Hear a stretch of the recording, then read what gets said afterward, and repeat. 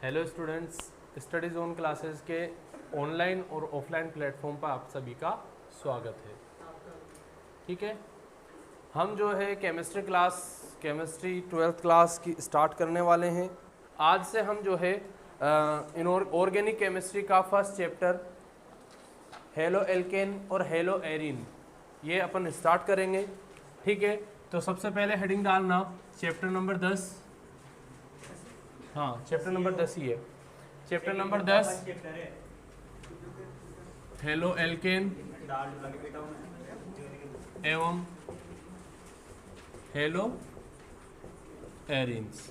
ठीक है, मैंने आप लोगों को पहले जो लास्ट क्लास हमने पढ़ा था उसमें हेलो एल्केन और हेलो एरिन्स की परिभाषा जो है हम पढ़ चुके थे। ठीक है, लेकिन यहाँ पर जो है कुछ स्टूडेंट्स नए आए हैं, तो उनको देखते हुए हम ऐसा करते हैं, हम इस चैप्टर को स्टार्टिंग से स्टार्ट करते हैं। ठीक है, आपके जो कुछ भी लिख रहा है उसे लिखा रहने दीजिए, जिसके लिख रहा है अच्छी बात है, जिसके नहीं लिख रहा वो लिखना स्टार्ट कीजिएगा। ठीक है, तो हम यहाँ पे स्टार्ट करेंगे सबसे पहले हेलो एल्केन और हेलो एरिन्स की परिभाषा से। ठीक है सर, दोनों साथ में पढ़ाओगे? पहले हेलो एल्केन फिर उसके बाद हेलो एरिन देखना भी। ठीक है, तो सबसे पहले परिभाषा लिखो, इंट्रोडक्शन, परिभाषा या डेफिनेशन जो भी तुम चाहो लिख लो। लिखो हाइड्रोकार्बन तथा हाइड्रोकार्बन अर्थात वही चीज है, थोड़े से शब्दों का फेरबदल हो सकता है। ठीक है, हाइड्रोकार्बन तथा हाइड्रोजन व कार्बन लिख रही है क्या तेरे परिभाषा? लिखना, फिर किसका इंतजार करा है, तुम लोगों के लिए लिखवा रहा हूं मैं। हाँ, तो इसीलिए तो लिखवा रहा हूँ। चैप्टर का न्यू मान चैप्टर स्टार्ट कर रहे हैं बस अपन, बस और कुछ नहीं लिखवाया मैंने। ठीक है, लिखो सबसे पहले परिभाषा, तुम लोग भी लिख लो या करके दोबारा से लिख लो, इसको दूसरी परिभाषा भी हो जाएगी। या करके लिखो, लिखना स्टार्ट करना। हाइड्रोकार्बन अर्थात हाइड्रोजन तथा कार्बन के यौगिक, हाइड्रोकार्बन अर्थात हाइड्रोजन तथा कार्बन के यौगिक, हाइड्रोजन तथा कार्बन के यौगिक कार्बनिक यौगिक कहलाते हैं, कार्बनिक यौगिक कहलाते हैं, कार्बनिक यौगिक कहलाते हैं। इन हाइड्रोकार्बन से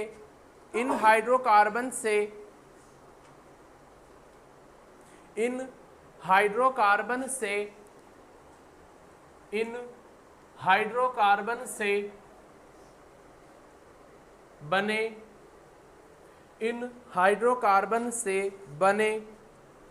अन्य कार्बनिक यौगिक, इन हाइड्रोकार्बन से बने अन्य कार्बनिक यौगिक हाइड्रोकार्बन के व्युत्पन्न कहलाते हैं, हाइड्रोकार्बन के व्युत्पन्न कहलाते हैं।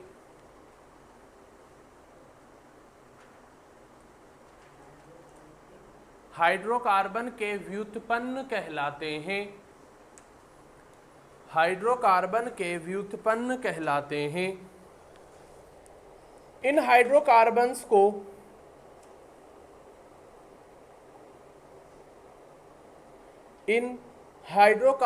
को हाइड्रोकार्बन के व्युत्पन्न में परिवर्तित करने हेतु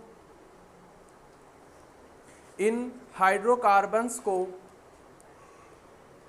हाइड्रोकार्बन के व्युत्पन्न में परिवर्तित करने हेतु हाइड्रोकार्बन के व्युत्पन्न में परिवर्तित करने हेतु हम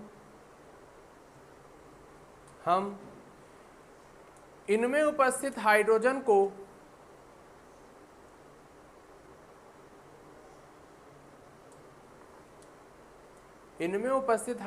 को किसी अन्य तत्व द्वारा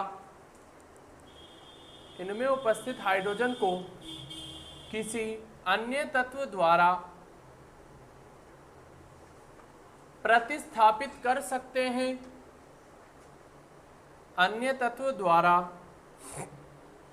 प्रतिस्थापित कर सकते हैं इस प्रकार बने हाइड्रोकार्बन, इस प्रकार बने हाइड्रोकार्बन,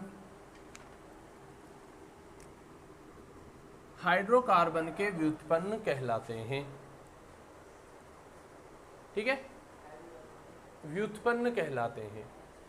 अब देखना, आप लोगों ने पढ़ा होगा, पिछली क्लासों में पढ़ा होगा, सबसे पहले हमने एक नाम यहाँ पर बार बार रिपीट किया है, बहुत सी बार हमने उस नाम को सुना है, उसका क्या नाम है? हाइड्रोकार्बन। अब सबसे पहले हम ये चीज़ समझे, वैसे तो आप लोग 12th क्लास में हो, लेकिन मैं एक बार जो है बेसिक से उठाकर लेकर आता हूँ। तो हाइड्रोकार्बन क्या होते हैं? जैसा कि हमने स्टार्टिंग में लिखा है, किसी भी कोई भी से भी ऐसे यौगिक जो किस से मिलकर बने हों, कार्बन और हाइड्रोजन से मिलकर बने हो, क्या कहलाते हैं? हाइड्रोकार्बन कहलाते हैं। ठीक है, कार्बन और हाइड्रोजन से मिलकर बने यौगिक क्या कहलाते हैं? हाइड्रोकार्बन कहलाते हैं। आ गई मेरी बात समझ में? अब हम क्या करें, इन कार्बन और हाइड्रोजन से मिलकर बने यौगिकों को या फिर इन हाइड्रोकार्बनों को किसमें चेंज करें? इनके व्युत्पन्न में। अब व्युत्पन्न में कैसे चेंज करेंगे? हम इनमें से एक हाइड्रोजन को निकालेंगे और उसकी जगह पर कोई दूसरा अन्य परमाणु लाकर रख देंगे। आगे मेरी बात समझ में? जैसे तुम लोगों ने पढ़ा होगा, हम अभिक्रियाएं कराते थे। सपोज करो मैं इसकी अभिक्रिया करा दूं हेलोजन से। हेलोजन को किससे लिखा जाता है? X से लिखा जाता है। हेलोजन में कौन कौन से आते हैं? फ्लोरीन, क्लोरीन, ब्रोमीन और आयोडीन। जो शत्रुवे वर्ग के सदस्य होते हैं उनको हम जो है इसमें रखते हैं। ठीक है, अब मैं क्या करूं, इसकी अभिक्रिया अगर हेलोजन से कराता हूं तो कैसे होगी? यहां से देखना, एक हेलोजन जो है उठेगा, वो इसके किसी भी एक हाइड्रोजन को, अभी हम फिक्स नहीं कर रहे कौन से हाइड्रोजन को, किसी भी एक हाइड्रोजन को प्रतिस्थापित करेगा। सपोज करो हम ये माने कि यहाँ से जो है ये वाला जो है हाइड्रोजन बाहर निकलेगा, कोई सा भी निकल सकता है। ठीक है, फिक्स नहीं है कौन सा निकलेगा। सपोज करो हमने माना ये वाला हाइड्रोजन बाहर निकला और इससे कौन आकर जुड़ गया? हेलोजन आकर जुड़ गया। तो हमको कैसा मिलेगा? देखना, एज इट इज है। ठीक है, एक हाइड्रोजन में यहाँ पर जोड़ देता हूँ और फिर उसके बाद में बाकी सब एज इट इज ही रहेंगे, और जो हाइड्रोजन यहां पर था उसकी जगह पर कौन आ गया? हेलोजन आ गया। ठीक है, और यहां पर बाहर क्या निकल गया? क्योंकि यहां से हाइड्रोजन निकला, यहां पर एक हेलोजन बचा, दो हेलोजन थे, एक हेलोजन बचा, तो उस एक हाइड्रोजन ने इस हेलोजन के साथ अभिक्रिया करके किसका निर्माण कर लिया? अम्ल का निर्माण कर लिया। हम इनको हेलोजन के अम्ल बोलते हैं, है ना, हाइड्रोक्लोरिक अम्ल, हाइड्रोब्रोमिक अम्ल, इस तरीके से हम इनके नाम देते हैं। ठीक है, अब ये हमको जो प्राप्त हुआ, ये तो क्या था? हाइड्रोकार्बन। ये तो क्या था? हाइड्रोकार्बन यौगिक। लेकिन ये जो हमको प्राप्त हुआ ये क्या कहलाएगा? हाइड्रोकार्बन व्युत्पन्न। क्या कहलाएगा ये? हाइड्रोकार्बन व्युत्पन्न। आगे मेरी बात समझ में? ठीक है, अब यहां पर एक और बात है, ये हमने जो बात की है ये एक नॉर्मल हाइड्रोकार्बन की बात की है, लेकिन हम जानते हैं हाइड्रोकार्बन कितने प्रकार के होते हैं? 2 प्रकार के। कौन कौन से होते हैं? हाइड्रोकार्बन होते हैं, सबसे पहला नंबर तो होते हैं एलिफेटिक, एलिफेटिक हाइड्रोकार्बन। ठीक है, दूसरा प्रकार होता है एरोमेटिक, हाँ एरिल या एरोमेटिक हाइड्रोकार्बन। आगे मेरी बात समझ में? अब अगर एलिफेटिक मतलब ये जो सीधी श्रृंखला वाले होते हैं, जो सिंपल वाले होते हैं, उनको एरोमेटिक एलिफेटिक बोला जाता है, और जो थोड़े कॉम्प्लिकेटेड, थोड़े जटिल प्रकार के होते हैं उनको क्या बोला जाता है? एरोमेटिक बोला जाता है। हम आगे समझते चलेंगे धीरे धीरे। देखो, एक दिन में मैं ये चाहूं कि सब कुछ समझा दूं और तुम भी ये चाहो कि एक ही दिन में सब कुछ समझ लो, दिस इज नॉट पॉसिबल। हम धीरे धीरे बढ़ते चलेंगे, धीरे धीरे समझ में आता जाएगा तुम लोगों के। अभी ऐसा लग रहा होगा जैसे जो है कुछ सुना सुना सा लग रहा होगा, कुछ धुंधला धुंधला सा लग रहा होगा, है ना। हम धूल हटाते जाएंगे तो तुमको जो है क्लियर होता जाएगा। ठीक है, अब देखो ये हमने जो एग्जांपल लिया है ये किसका है? एलिफेटिक हाइड्रोकार्बन का, और इससे बना हुआ जो है व्युत्पन्न है वो क्या कहलाएगा? एलिफेटिक हाइड्रोकार्बन व्युत्पन्न। आगे मेरी बात समझ में? इसी तरीके से अगर मैं एरोमेटिक की बात करूं तो एरोमेटिक में जब भी नाम आता है हम किसका नाम ले देते हैं? बेंजीन का। तो बेंजीन होती कैसे है? हम वैसे तो बहुत सारे तरीके से बनाते हैं, लेकिन जो नॉर्मल बेंजीन की स्ट्रक्चर होती है वो कैसी होती है? स्ट्रक्चर कुछ इस तरीके की होती है। हर कार्बन पर क्या जुड़ा होता है? हाइड्रोजन जुड़ा होता है। और उसके बाद में हर 2 कार्बन के बीच में, प्रत्येक 2 कार्बन के बीच में क्या पाया जाता है, एक डबल बॉन्ड पाया जाता है। जैसे इन 2 कार्बन के बीच में, इन 2 कार्बन के बीच में और इन 2 कार्बन के बीच में डबल बॉन्ड पाया जाता है। ठीक है, इसको हम क्या कहते हैं, बेंजीन, या फिर दूसरे शब्दों में कहें तो एरोमेटिक हाइड्रोकार्बन। क्या कहते हैं इसको, एरोमेटिक हाइड्रोकार्बन। ठीक है, अब इस एरोमेटिक हाइड्रोकार्बन से हमको क्या प्राप्त करना है, एरोमेटिक हाइड्रोकार्बन का व्युत्पन्न। क्या प्राप्त करना है, एरोमेटिक हाइड्रोकार्बन का व्युत्पन्न। कैसे प्राप्त करेंगे, वही सेम एज इट इज अभिक्रिया कराएंगे हम। यहां से जो है इस तरीके से इसको बाहर निकालेंगे, वही सेम पहले की तरह जो है एक हाइड्रोजन बाहर निकलेगा और उसकी जगह पर कौन आकर जुड़ जाएगा, एक हेलोजन आकर जुड़ जाएगा। तो मैं इसको इस तरीके से बना सकता हूं, समझ में आ रही है। ये प्रत्येक कोना जो है, इसका जो प्रत्येक कोना है वो प्रत्येक कार्बन को प्रदर्शित कर रहा है। प्रत्येक कोना किसको प्रदर्शित कर रहा है, प्रत्येक कार्बन को। और हम यहाँ पर जो है हाइड्रोजन को शो नहीं करते, हम यहाँ पर क्या नहीं करते, हाइड्रोजन नहीं बताते। हाइड्रोजन के अलावा और दूसरा अगर परमाणु होता है तो उसको हम बताते हैं। बस यहाँ पर ये ध्यान रखते हैं कि अगर हम इस तरीके की स्ट्रक्चर बनाते हैं तो उसमें हाइड्रोजन शो नहीं करता। हम ये मानते हैं कि जितनी भी वैलेंसी है वो किससे फिल हो रही है, हाइड्रोजन से फिल हो रही है। ठीक है, अब हमने क्या किया, यहां का एक हाइड्रोजन हटाया। मैंने तुमसे बताया अभी तुमको कि हाइड्रोजन को नहीं बताते, लेकिन हाइड्रोजन के अलावा और अगर दूसरा कोई परमाणु होता है तो उसको तो हम बताते हैं। ठीक है, तो यहां पर जो है हाइड्रोजन था और उस हाइड्रोजन की जगह पर कौन आकर जुड़ गया, हेलोजन आकर जुड़ गया। कोई दिक्कत, वही पहले की तरह यहां से हाइड्रोजन निकला और उसने किसके साथ अभिक्रिया कर ली, हेलोजन के साथ अभिक्रिया करके क्या बना लिया, HX बना लिया। कोई दिक्कत, ठीक है। ये वाला था एलिफेटिक हाइड्रोकार्बन, इससे क्या बना, एलिफेटिक हाइड्रोकार्बन का व्युत्पन्न। ये वाला था एरोमेटिक हाइड्रोकार्बन, इससे क्या बना, एरोमेटिक हाइड्रोकार्बन का व्युत्पन्न। आ गई मेरी बात सबके समझ में, ठीक है। तो सबसे पहले हम लिखेंगे, उसके बाद में हम आगे चलेंगे। इसमें सेकंड पॉइंट लिखना, अभी जब जो भी तुमने लिखा इसमें सेकंड पॉइंट करके लिखना। हाइड्रोकार्बन मुख्यतः हाइड्रोकार्बन मुख्यतः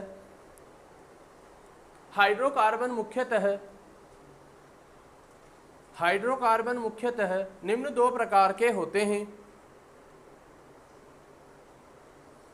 हाइड्रोकार्बन मुख्यतः निम्न 2 प्रकार के होते हैं। निम्न 2 प्रकार के होते हैं, दोनों के नाम लिखो, एलिफेटिक हाइड्रोकार्बन और एरोमेटिक हाइड्रोकार्बन। दोनों के नाम लिखो, एलिफेटिक हाइड्रोकार्बन और एरोमेटिक हाइड्रोकार्बन। वो चिराग सुबह तो कोचिंग जाता, अभी कहाँ जा रहा है वो, बोला तो उसने आएगा, पता नहीं है। एलिफेटिक हाइड्रोकार्बन और एरोमेटिक हाइड्रोकार्बन।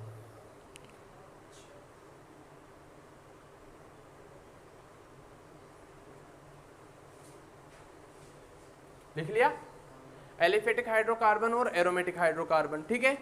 अब एलिफेटिक हाइड्रोकार्बन से जो हमें व्युत्पन्न मिलेगा वो क्या कहलाएगा, एलिफेटिक हाइड्रोकार्बन व्युत्पन्न। और एरोमेटिक हाइड्रोकार्बन से जो व्युत्पन्न मिलेगा वो क्या कहलाएगा, एरोमेटिक हाइड्रोकार्बन व्युत्पन्न। आ गई बात समझ में, ठीक है। तो नेक्स्ट लाइन में लिखना, एलिफेटिक तथा एरोमेटिक हाइड्रोकार्बन के, एलिफेटिक तथा एरोमेटिक हाइड्रोकार्बन के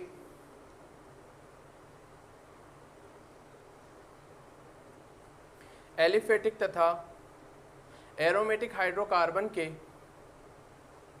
हाइड्रोजन परमाणु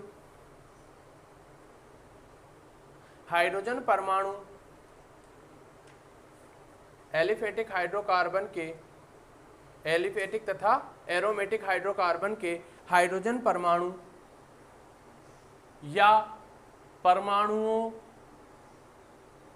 हाइड्रोजन परमाणु या परमाणुओं को हेलोजन परमाणु या हेलोजन परमाणु या हेलोजन परमाणु या हेलोजन परमाणुओं, हेलोजन परमाणु या हेलोजन परमाणुओं द्वारा प्रतिस्थापित करने पर द्वारा प्रतिस्थापित करने पर हमें हाइड्रोकार्बन व्युत्पन्नों की प्राप्ति होती है। हमें हाइड्रोकार्बन व्युत्पन्नों की प्राप्ति होती है जो क्रमशः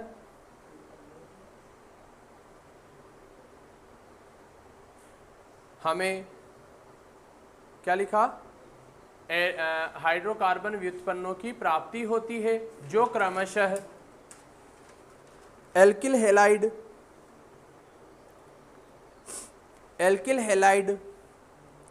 या हेलो एल्कीन, जो क्रमशः एल्किल हैलाइड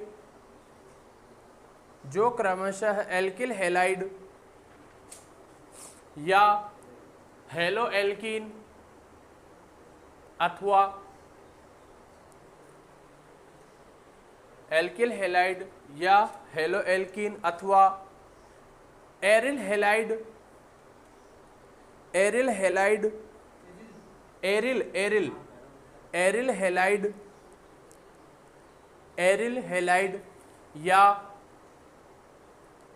या हेलो एरीन, एरिल हैलाइड या हेलो एरीन कहलाते हैं, हेलो एरीन कहलाते हैं।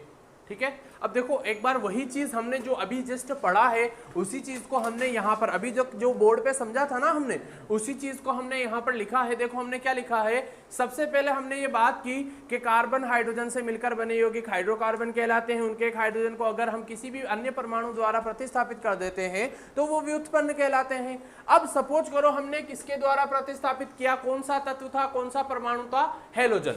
तो अगर हम हेलोजन के द्वारा प्रतिस्थापित करते हैं तो व्युत्पन्न भी क्या कहलाएगा, हेलो एल्कीन या फिर हेलो एरीन। अब हेलो एल्कीन क्यों कहलाया, इस एलिफेटिक को एल्किल भी बोला जाता है और इस एरोमेटिक को एरीन भी बोला जाता है। आई मेरी बात समझ में, एलिफेटिक को क्या बोला जाता है, एल्किल, और एरोमेटिक को क्या बोला जाता है, एरिल। तो इस वजह से हमने एल्किल हैलाइड या फिर एरिल हैलाइड शब्द भी यूज किया है। आ गई मेरी बात समझ में? ठीक है, तो आप सबसे पहले क्या करोगे, सबसे पहले इसको उतारो, सबसे पहले ऊपर जी उतार लिया। हाँ, तो हमने अभी क्या पढ़ा, हमने ये पढ़ा कि अगर सपोज करो हम किसी एल्केन की अभिक्रिया हेलोजन से कराते हैं तो उसे हम बोलते हैं हेलो एल्केन, और अगर किसी एरीन या फिर बेंजीन वाले की अभिक्रिया अगर हम किसी हेलोजन से कराते हैं तो उसे हम क्या बोलते हैं, हेलो एरीन। ठीक है, इस नाम से हम इनको जानते हैं। अब इनके कुछ एग्जाम्पल्स हैं जिनके बारे में हम देखना है कि सपोज करो जो हेलोजन परमाणु किसी एल्केन या एरीन पर जो है वलय से या श्रृंखला के कार्बन से जुड़ा होता है तो उसका संकरण क्या होता है। तो उसके लिए पहले एक लाइन लिखना, हेलो एल्केन में, नेक्स्ट लाइन से एज इट इज स्टार्ट करना, हेलो एल्केन में हेलोजन परमाणु, हेलो एल्केन में हेलोजन परमाणु, हेलो एल्केन में हेलोजन परमाणु एल्किल समूह के जिस कार्बन से जुड़ा होता है, हेलो एल्केन में हेलोजन परमाणु एल्किल समूह के जिस कार्बन से जुड़ा होता है, एल्किल समूह के जिस कार्बन से जुड़ा होता है वह carbon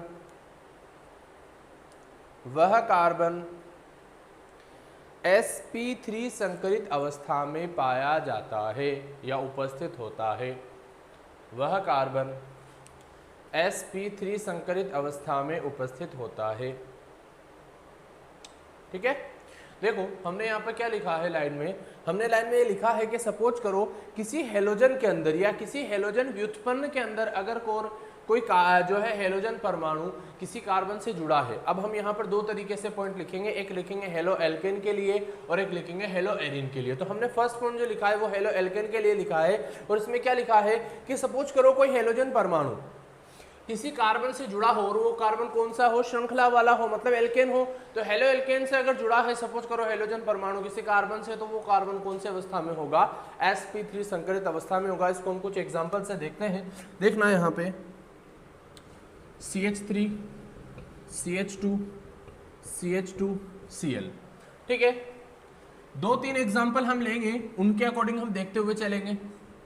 CH3 CH Cl CH3, इसी तरीके से CH3 CH2 CH2 और उसके बाद में Cl, वही आ गया है। तो चलो इसकी जगह पर हम जो है CHO कर देते हैं और इसको CH2 और यहाँ पर Cl, या फिर कोई सा और दूसरा जोड़ दो Br, ठीक है। 3 एग्जांपल हमने देख लिए। अब इनमें हम क्या देखेंगे, संकरण देखेंगे। तो भैया सबसे पहले पॉइंट ये आता है कि ठीक है हम संकरण तो देख लेंगे, लेकिन संकरण देखेंगे कैसे, कैसे पता चलेगा हमें कि संकरण कौन सा है। उसके लिए एक फॉर्मूला होता है, संकरण बराबर, किसी भी परमाणु का अगर हमको संकरण निकालना हो तो उसका एक फॉर्मूला होता है, संकरण बराबर, संकरण बराबर क्या होता है, सिग्मा बंधों की संख्या, सिग्मा बंधों की संख्या प्लस सिग्मा बंधों की संख्या प्लस इलेक्ट्रॉन युग्मों की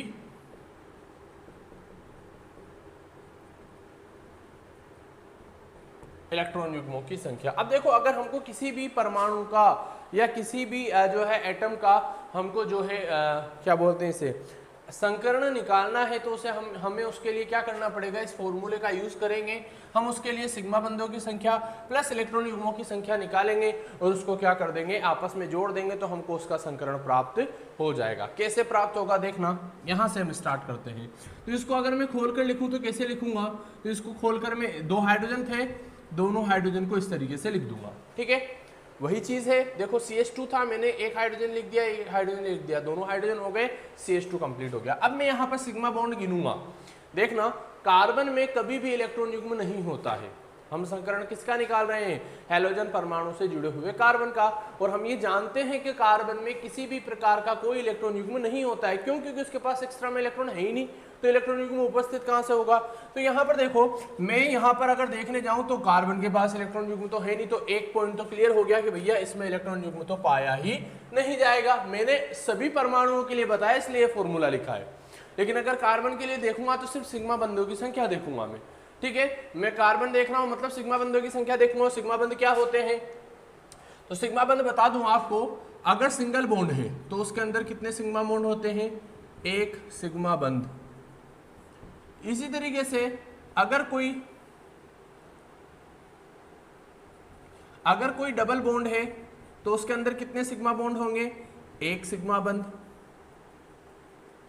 1 सिग्मा बंध और 1 पाई बंध। आ गई मेरी बात समझ में।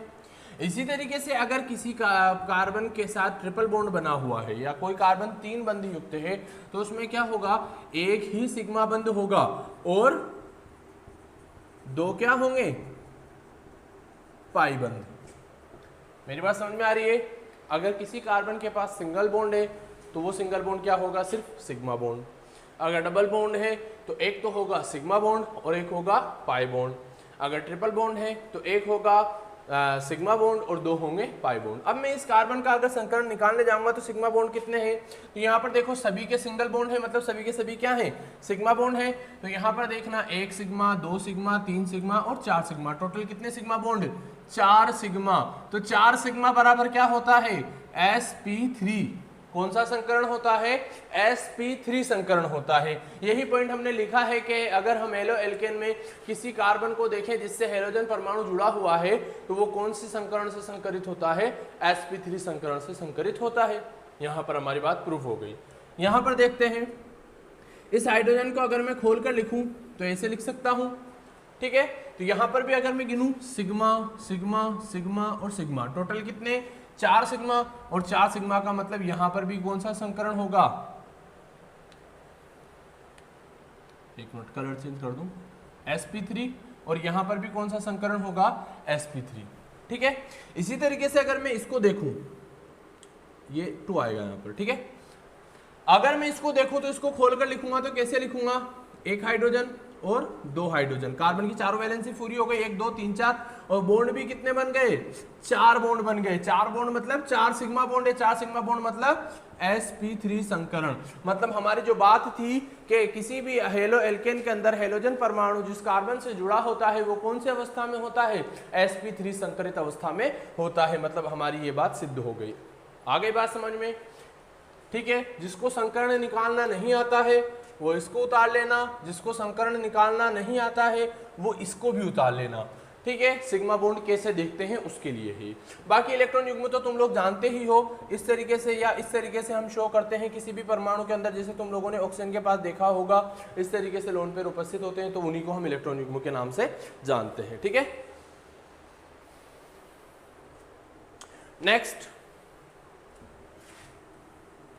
नेक्स्ट लिखो, नेक्स्ट लाइन से लिखना इनको उतारने के बाद में, जबकि हेलो एरीन में हेलोजन परमाणु,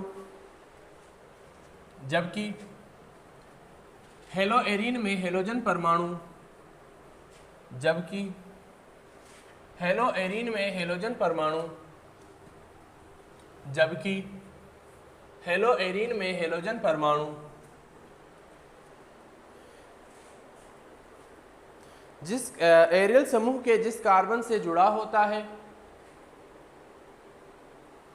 एरियल समूह के जिस कार्बन से जुड़ा होता है, एरियल समूह के जिस कार्बन से जुड़ा होता है वह sp2 संकरित अवस्था में पाया जाता है, वह sp2 संकरित अवस्था में पाया जाता है।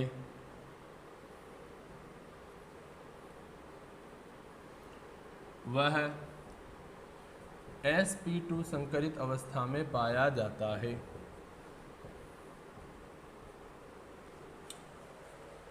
ठीक है, अब यहां पर मैं किसी भी एक हाइड्रोजन को हटाकर उसकी जगह पर हेलोजन परमाणु, कोई सा भी हेलोजन परमाणु जोड़ सकता हूं। ठीक है, सपोज करो मैंने X जोड़ दिया, X मतलब हेलोजन परमाणु। ठीक है, अब मैं उस हेलोजन परमाणु, सपोज करो यहां जोड़ो, यहां जोड़ो, यहां जोड़ो, यहां जोड़ो, यहां जोड़ो, यहां जोड़ो, कहीं पर भी जोड़ो, बात एक ही है। ठीक है, क्योंकि जो 6 कार्बन वाली वलय होती है उसको कहीं से भी आप ले सकते हो, सेम ही स्ट्रक्चर होती है उसकी। अब मैं अगर इसका संकरण निकालने जाऊंगा तो यहां पर देखना, देखो एरीन वाला एक ही होगा। ठीक है, एक एग्जाम्पल में ही सारे एग्जाम्पल क्लियर हो जाएंगे।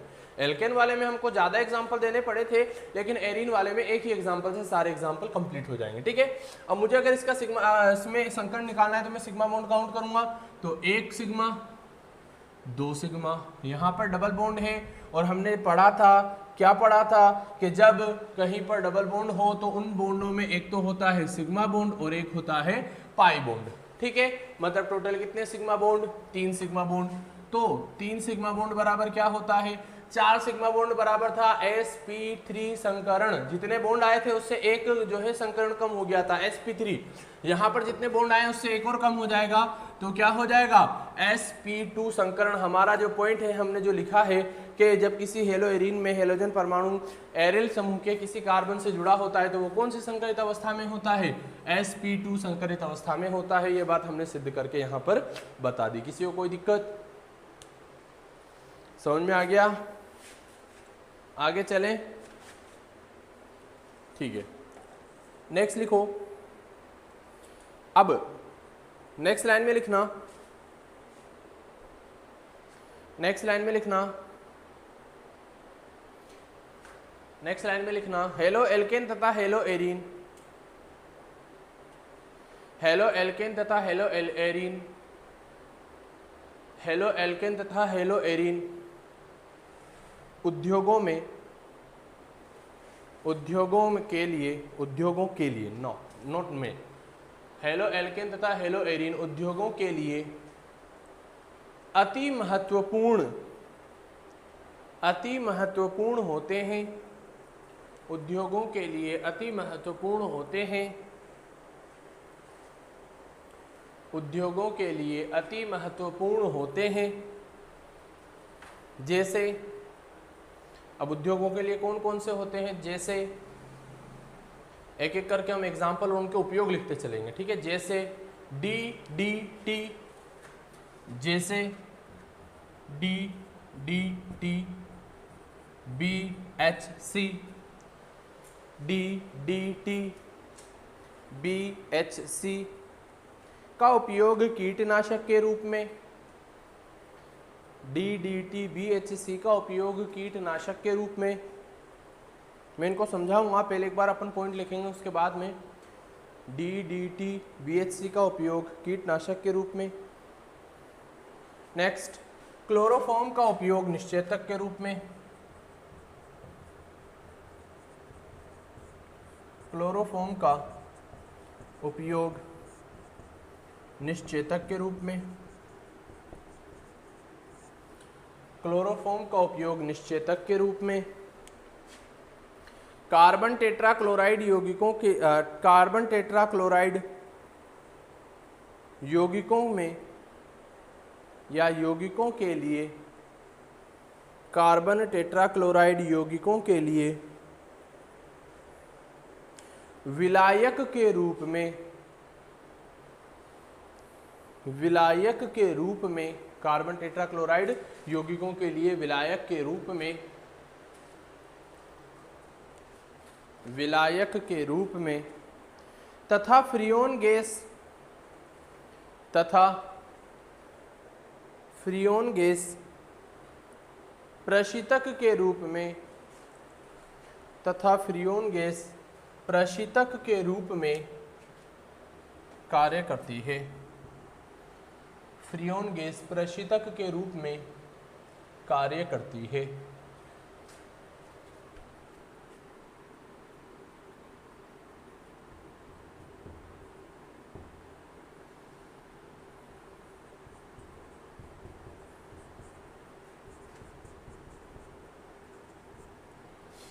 ठीक है, अब देखो हमने यहाँ पर क्या क्या लिखा है। एक तो लिखा है DDT, BHC, chloroform, carbon tetrachloride और फ्रियोन गैस। ठीक है, अब एक एक के उपयोग में तुमको समझाऊं। तुम लोगों ने देखा होगा जब तुम लोग छोटे होंगे, या हम जब छोटे थे तब गवर्नमेंट की तरफ से जब मच्छर बढ़ते थे तो उस टाइम पे एक वाइट कलर के लिक्विड का या वाइट कलर के एक विलियन का छिड़काव गवर्नमेंट करवाती थी, है ना। चूने की तरह वो लिक्विड होता था, उसका जो है छिड़काव गवर्नमेंट के द्वारा करवाया जाता था। वो क्या होता था, DDT होता था। DDT क्या है, किस तरीके का है, इसी तरीके से BHC है। ये दोनों क्या है, ये हमारे इसी चैप्टर के लास्ट में है, वहां पर हम इनको कंप्लीट करेंगे। ठीक है, ये दोनों काम क्या करते हैं, कीटनाशक के रूप में मच्छर, मकड़ी और उसके अलावा जितने भी रोग फैलाने वाले जितने भी जो होते हैं उन सभी को नष्ट करने का इनका कार्य होता है, कीटनाशक के रूप में ये कार्य करते हैं। ठीक है, नेक्स्ट, क्लोरोफॉर्म का उपयोग निश्चेतक के रूप में। तो क्लोरोफॉर्म क्या होता है, तुम लोगों ने पिक्चर में देखा होगा, मूवीज में देखा होगा, जब हीरोइन को किडनैप करना होता है तो क्या करते हैं, एक रुमाल पे कुछ दवाई से डालते हैं, उसको सुंघाते हैं और हीरोइन बेहोश, फिर उसको हीरो बचाने आता है, वो एक अलग बात है। ठीक है, हम हमारे पॉइंट पर आते हैं। तो ये क्लोरोफॉर्म वही है, वही लिक्विड जिसका उपयोग करके बेहोश किया जाता है। आप लोगों ने आज से 2-3 साल पहले हमारे कोटा में केस हुआ था रुद्राक्ष कांड के नाम से। एक छोटा बैंक मैनेजर का लड़का था, उसकी जो है फिरौती के लिए हत्या कर दी गई थी, है ना। तो अभी कुछ दिनों पहले उसको जो कैदी था उसको जो है आई थिंक उम्र कैद हो गई। लेकिन वो जो कांड हुआ था ना, उसमें उस लड़के की जो मृत्यु हुई थी वो इसी क्लोरोफॉर्म की वजह से हुई थी। अगर आप इसको कम मात्रा में सुखाओगे तो वो बेहोश हो जाएगा, लेकिन ज़्यादा मात्रा में आप सुंघा दोगे तो उससे क्या हो सकती है, उसकी मृत्यु भी हो सकती है। तुम लोग ऐसा कोई कुछ नहीं करेगा, ये जो है सिर्फ मेडिकल यूज़ के लिए होता है। ठीक है, क्लोरोफॉर्म। फिर आता है कार्बन टेट्राक्लोराइड। कार्बन टेट्राक्लोराइड का उपयोग किसके रूप में किया जाता है, तो कार्बन टेट्राक्लोराइड का उपयोग किया जाता है विलायक के रूप में। जब हम सॉल्यूशन बनाते हैं, विलियन बनाते हैं, तो उन विलियनों में विलायक के रूप में कार्बन टेट्राक्लोराइड का उपयोग किया जाता है। ठीक है, फिर आता है फ्रियोन क्लोरोफ्लोरोकार्बन। ये वही गैसेज हैं जो आज से कुछ समय पहले तक हमारे फ्रिज, एसी और जितनी भी ठंडी करने वाली चीज़ें हैं जो है उनके अंदर इसका उपयोग किया जाता है प्रशीतक के रूप में, ठंडा करने वाले के रूप में। हमारे फ्रिज है, एसी है, इनके में पहले होता था, अब नहीं होता है, पहले होता था, इसका उपयोग क्यों नहीं होता? अब उसके पीछे का रीज़न ये है कि ये जो है हमारे वायुमंडल में जो ओजोन की परत है उस ओजोन की परत को नष्ट कर देती है, इस वजह से जो है ओजोन का क्षय हो जाता है। तुम लोगों ने सुना होगा कि ओजोन की परत में छिद्र हो रहा है, तो वो यही भाई साहब हैं जो छिद्र करने का काम कर रहे हैं। ठीक है, यहाँ तक किसी को कोई दिक्कत? ठीक है, यहाँ तक समझ में आ गया सबके? इसके आगे का हम नेक्स्ट क्लास में देखेंगे। ठीक है, आगे हम कल पढ़ेंगे। आगे बात समझ में? इससे आगे का हम कल देखेंगे। किसी को कोई डाउट हो तो कमेंट कर देना। आगे हम नेक्स्ट क्लास में देखेंगे। तब तक के लिए बेस्ट ऑफ लक।